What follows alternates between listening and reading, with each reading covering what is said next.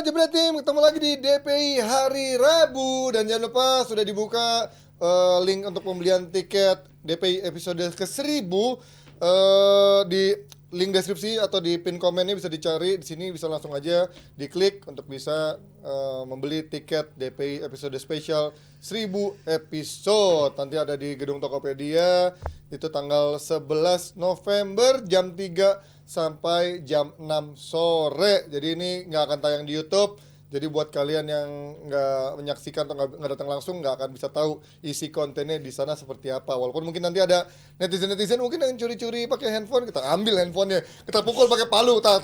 Bukan. Kita ngomongin sekarang soal Ballon d'Or. Ini Messi mendapatkan Ballon d'Or-nya ke-8, udah semakin menegaskan status GOAT-nya walaupun dia sekarang main di MLS, tapi kembali mendapatkan Ballon d'Or ke-8. Dan ini memicu sebenarnya perdebatan juga pro dan kontra. Ada yang bilang layak, ada yang bilang nggak layak dengan adanya Haaland yang meraih treble winners dan juga punya individual performance yang sangat luar biasa di tahun lalu. Tapi kalau ngomongin kelayakan, Firzi dulu deh nih, secara jurnalis nih, sisi jurnalisme. Apa tuh? Gimana melihat Messi ini? Apakah memang dia faktor Piala Dunia menjadi penentu? Atau memang dia masih menjadi sweethearts-nya para voters? Iya, kalau kita ngomongin Ballon d'Or di tahun ganjil itu biasanya penampilan klub yang menonjol ya, penampilan di klub ya. Kalau kita lihat Kakak terakhir 2007 ketika itu dia menjadi sebelum Messi Ronaldo kan Kakak kan 2007, habis itu ketika itu dia menang karena Milan juara Liga Champions. Sementara di klubnya waktu itu Milan di Serie A peringkat keempat. Kalau kita mundur lagi 95 ada Liberia, George Weah, 2001 itu Michael Owen, itu kan semua penampilan Pavel Nedved 2003 itu semua penampilan di level klub. Sekarang ini menurut gua rada ke skewered dikit ya ininya ya penilaiannya karena Piala Dunia dimainin di musim gugur. Itu yang nggak biasa dari tahun-tahun sehingga tahun ganjil penilaiannya juga datang dari Piala Dunia. Karena kita lihat kalau dibandingkan dengan Aitana Bonmati di yang ceweknya itu kan dia menangin Liga Spanyol untuk kali keempat beruntun, terus dia menang Liga Champions, terus dia menang Piala Dunia wanita. Jadi memang penilaiannya kali ini juga untuk di prianya juga Piala Dunia ini akhirnya masuk perhitungan. Mungkin kalau di tahun normal di mana Piala Dunia 2022 ketika itu main di bulan Juni, Holland dengan penampilannya yang jadi treble winners kemarin mecahin segala catatan mencetak gol, mungkin dia menang. Tapi karena ini ada Messi dengan fairy tale ending, bukan fairy tale ending ya, masih berlanjut, tapi fairy tale dia di Piala Dunia 2022 ya, jadi dia yang terpilih sekarang. Gimana lu melihatnya ini? Apakah fenomena yang emang bias atau memang layak emang karena Piala Dunia menjadi penentu selalu? Sebelum gue jawab justru gue sedikit berbeda sama Firzi ya, bahwa justru kalau ini di Juni di seperti World Cup pada biasanya mungkin perdebatan ini nggak akan ada lagi, udah jelas. Iya, karena Holland. Ini justru Messi banget buat gue karena World Cup-nya kan di tahun lalu kan, tapi Ballon d'Or 2022 karena bukan ini yang 2023. nah biasanya kan Ballon d'Or itu kan di bulan November atau Desember. That's why sekarang World Cup-nya di bulan November Desember, jadi ke tahun berikutnya. Makanya perdebatan ini ada, dan buat gue wajar justru kalau perdebatan itu ada. Artinya apa? Kualitas makin meningkat, makin banyak yang layak. Haaland layak, sangat layak. Messi layak, sangat layak. Cuma kan balik lagi ini soal subjektivitas para pemilih dari 100 pemilih, 100 voter dari 100 negara. Artinya bahwa subjektivitas itu bakal pasti ada, dan ini tolong pisahkan antara GA atau gol assist, performa mereka. Ini pure soal subjektivitas dan soal juga story mereka apa dalam satu musim terakhir tersebut. Messi ya jelas tadi ada bener juga Firzi bahwa ini tahun World Cup, Ji. Ini kita nggak bisa kesampingkan. Yes, emang ini turnamen yang finalnya itu cuma sebulan. Cuman kan dari sebelumnya juga udah jelas perjalanannya seperti apa, dan Messi pun story-nya adalah game pertama mereka kalah dari Saudi Arabia. Bagaimana mereka bounce back terus bisa menunjukkan performa yang luar biasa. Di klubnya seperti apa? Ya nggak jelek-jelek juga. Bisa membawa juara Ligue 1 di PSG, walaupun itu bukan sebuah level yang luar biasa juga. Cuman ya namanya level lu, standar lu juara Liga dulu gitu. Lu melanjutkan dengan turnamen internasionalnya. Dan buat gue Messi layak, Haaland layak. Balik lagi ini masalah subjektivitas antara pemilih. Jadi buat gue nggak ada yang terlalu harus gue signifikan. Haaland nggak layak, nggak bisa begitu karena Haaland pun layak. Even katanya kalau Mbappe kemarin juara Piala Dunia, mungkin Mbappe juga berpeluang ya menjadi Ballon d'Or juga sebenarnya.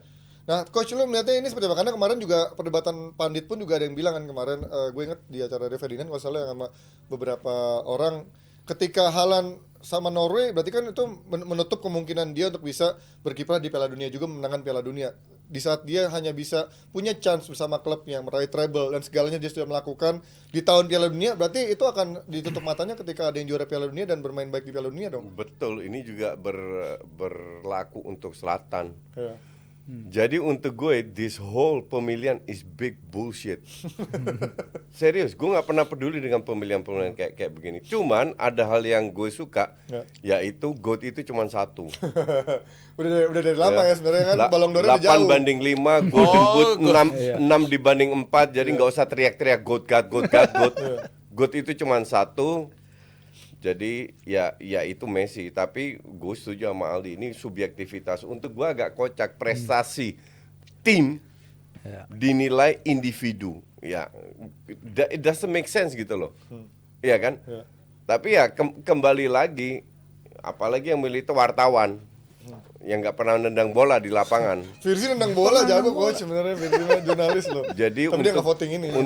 Untuk gue sih ya itu hak France Football lah. Apa namanya? Sekarang Messi yang dipilih layak dan Messi sadar bahwa ini yang terakhir dia kepilih. Yang penting dia nggak kesalip lagi sama GOAT gurun pasir.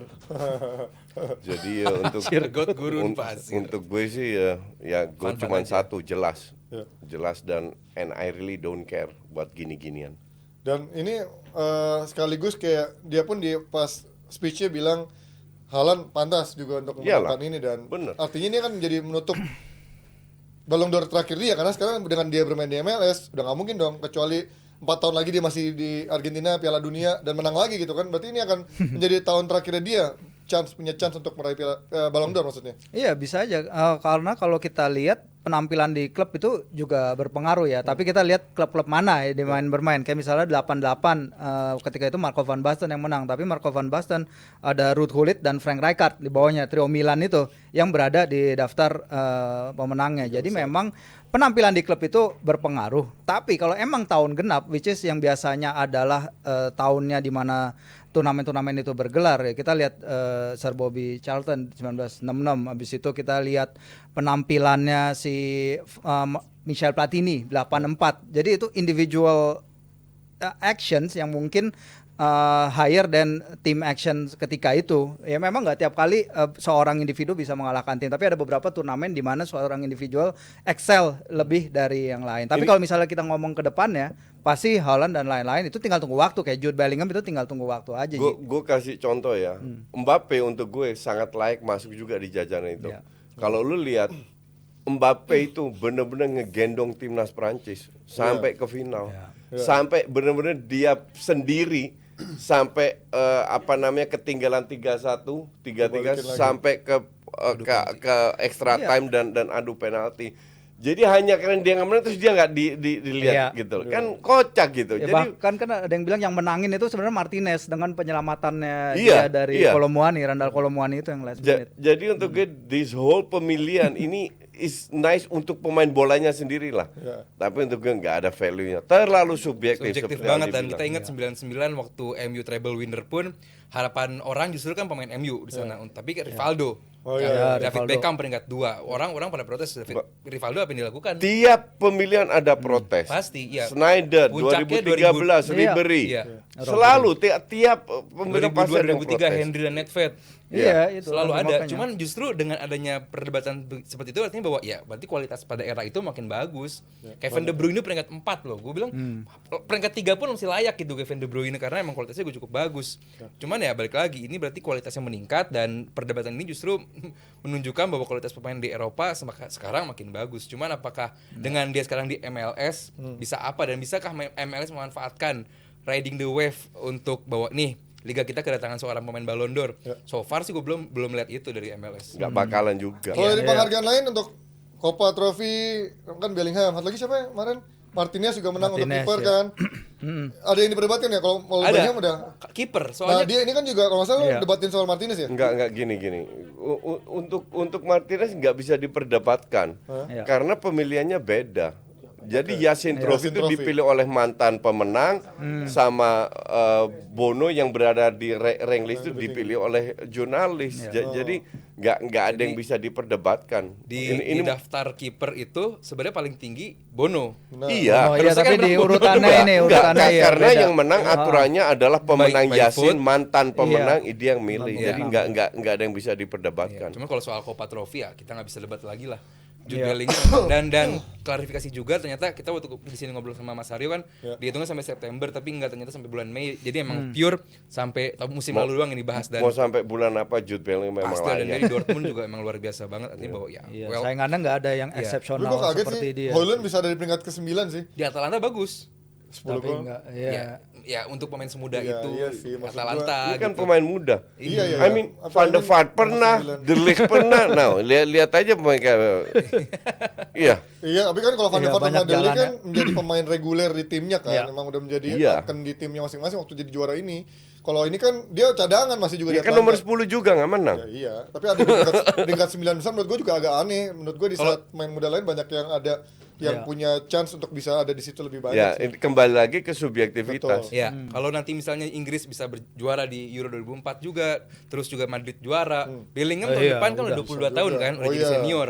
Enggak, Karena ini yang menilai kan 10 100. 100 wartawan di tiap negara satu. Ya. Oke. Yang 100 besar ya dunia.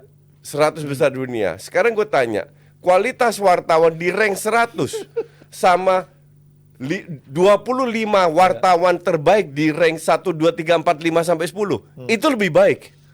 Iya. Ngerti nggak? Dibanding satu yang nomor 100, 199, 98 dan lain-lain. Jadi untuk gue this was bullshit, itu kocak gitu loh. Iya dong, bener nggak? Ya, ya. Contohnya wartawan gimana wartawan? Ya enggak sih, karena ini kan juga Ballon d'Or sekarang dipisahin dari FIFA, kan. FIFA. Makanya FIFA juga ada kriteria Nah, FIFA tuh kapan sendiri sih? kan. Best player udah dong. Udah, Oh, udah, FIFA udah. the best. FIFA kan player. kapten sama Iya. Nah, FIFA tuh siapa kemarin yang menang? Pelatih. Ada ini juga itu voting Haaland juga ya, masuk. Haaland bukan di UEFA. FIFA the best. Ini Yang- FIFA, yang gue ingat best. Setahu gue FIFA belum. Yang kemarin Oh, yang itu ya? Yang kemarin itu Nah, kalau Eropa. itu gue bilang gue pantas kalau UEFA karena benar-benar based on Eropa, Haaland kalah di situ. Oh, FIFA belum ya? FIFA belum. Nah, tapi kalau FIFA kan pasti Messi lagi dong, karena kan ngomongin Piala Dunia nih. Emang ada ini FIFA? Bukannya udah Ballon d'Or doang? Enggak, Bisa. biasanya Desember FIFA ada Januari. Dulu sempat misah, sempat Enggak, gabung. emang bisa 2016 lagi, bisa. gitu kan, Iya, kan. sejak 2016 sudah bisa. FIFA bikin the best, si ini France Football tetap dengan Ballon d'Or. Ya. Dengan Tapi kriteria. kalau Pengen misalkan hajatan aja FIFA dengan itu. Desember masih kehitung nggak Iya. tuh? Dari deadline Piala FIFA Dunia. setahu gue satu kalender, full calendar year, Januari sampai Oh berarti Piala Dunia tahun lalu udah nggak dihitung dong? harusnya enggak. Berarti yang benar-benar dari tahun ini ya? Iya. Nah, itu akan Haaland, membuka kemungkinan untuk Haaland. main-main lain di luar Messi. Haaland pasti atau ya. Mbappe? Haaland atau Mbappe yang akan Haaland berpeluang akhirnya menjadi pemain terbaik. Ya Haaland karena treble. Haaland sih. Ya. Oke, kalau dari Ballon d'Or sudah kita lihat dari Messi dan juga pesaing-pesaingnya ini mungkin akan menjadi romantisme terakhir Messi karena juga bagaikan fairy tale dia menjadi memenangkan piala impiannya termasuk juga akhirnya menutup status GOAT-nya dengan 8 Ballon d'Or. Kita akan kembali lagi dengan topik yang akan menariknya setelah yang satu ini.